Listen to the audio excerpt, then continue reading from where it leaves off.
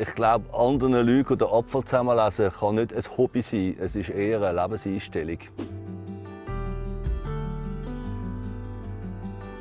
Ich bin Michel Fessler, ich bin amtierender Präsident der Clean Walkers und das ist meine Tochter, Caro Fessler, und sie ist auch im Vorstand der Clean Walkers.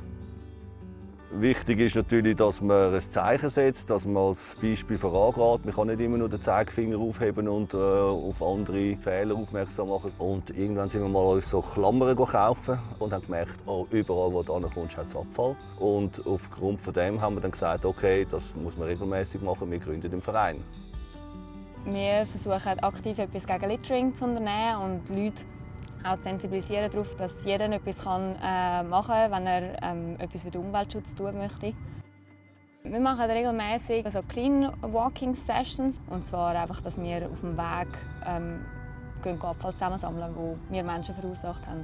Und durch das, dass wir dann halt so eine grössere Menge an Leuten unterwegs sind, werden wir schon auch halt gesehen. Und dann kann das schon unter Umständen auch auslösen, dass sie sich mal Gedanken machen, so, was machen die? Und warum? Ja, die machen das freiwillig.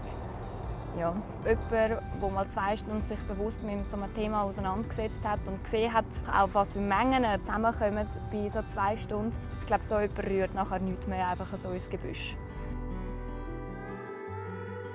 Einer meiner grössten Wünsche ist eigentlich, dass wir uns auflösen können, weil wir überflüssig sind und es uns gar nicht mehr braucht. Oder? Weil einfach die Einsicht da ist, dass das mit dem Littering verbessert worden ist. Und ja, dann ist es erledigt und dann können wir uns wieder mit anderen Sachen beschäftigen.